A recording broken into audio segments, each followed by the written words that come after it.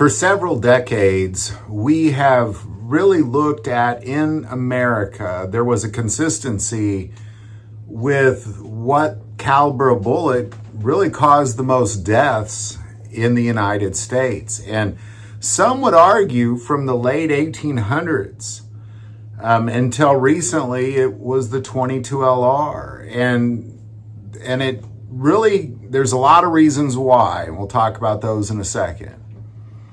But it has definitely changed. It has absolutely changed for the last 10 years. There is a new caliber that is for sure causing a vast majority of the gun deaths in the United States from homicides specifically. And really not just the most gun deaths, but even the most non-lethal shootings, both lethal and non-lethal, are coming from the exact same caliber. A vast majority, and I don't think it's going to really surprise anybody, but it's not the .22 LR anymore. Now, before we get into it, I do want to take a moment and thank our sponsor, Jace Medical, for not just supporting this channel, but being the only organization in the world that will allow you to reach out to a U.S. doctor and get from a U.S. pharmacy emergency meds.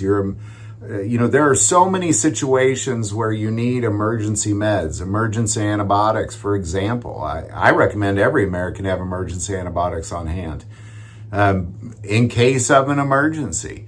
But in addition to that, they also can give you an emergency supply of your chronic meds. Those meds, we've seen just in the last few weeks, a couple times, that just hackers have caused a supply chain issue with many people's chronic meds. This allows you to have emergency meds on hand. But even in addition to that, you can get antivirals. You can get things in case COVID pops back up again. And they're the only company in the world that does it. That link is below. All right, so what are we getting at here? Well, really, since some argue the late 1800s that the .22 LR has been the number one cause of gun deaths in the United States and in the continental United States. We're not talking about often foreign wars or anything like that, just in the continental United States, .22 LR. But a lot of it had to do with because of its wild popularity. Most households have a .22 LR of some sort and have for the longest time. In the 60s, 70s, and 80s, there was a wealth of kind of Saturday night special type of handguns that were mostly in .22 LR. And most criminals would carry those types of guns.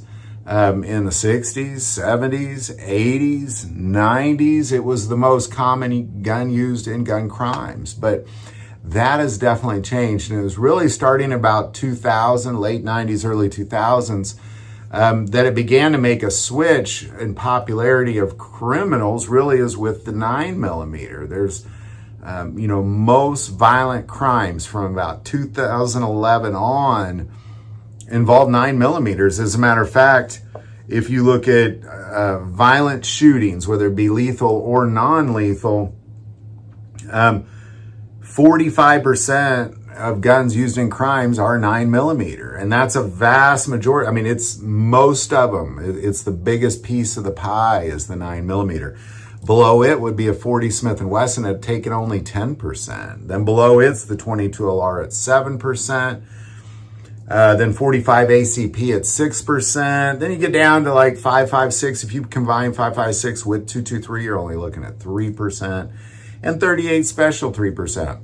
And then everything below that is like just kind of got a 1% piece of the sliver. But, 9mm, 45% is the biggest. Again, the next largest below it is 10% with 40 Smith & Wesson. And then if you look at weapons used in homicides in general, 47% of those are going to be handguns. And then 45% of those handguns used are going to be 9mm. So it's just a vast majority of people. If you're going to get shot in a crime, there's a 50% chance roughly that it's going to be a 9mm, and then the other 50% is everything else. That's just the reality from about 2011 on. If you kind of take a look at major cities like Boston, for example, what they're going to tell you is that 65% of their homicides are 9mm, and you get into the bigger cities as well. So New York City's got the same statistic. Kansas City's got the same statistic. You know, you can kind of bounce around whatever city you want to talk about. Probably 50 to 70% of their homicides, it's involving a 9mm. So, and I think a lot of it's because you're getting smaller guns. You know, you get 9mm carrying bigger rounds, bigger capacity, smaller guns. Before, if you wanted a pocket carry, you almost only had really a .22 as your best bet. So that's really the big change going on, and it started about really the early 2000s, started to catch up with the .22 LR, but it was around 2011 that it passed it. But pretty much, if there's going to be 10 shootings, 5 or 6 of them are going to be with a 9mm, and the rest is everything else. So there you go.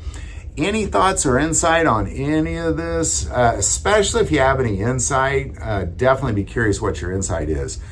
Put it below, but yeah, right now what we're looking at is .22 LR has kind of lost the crown, so to say, of being the most lethal round in America, in continental America, to the 9mm.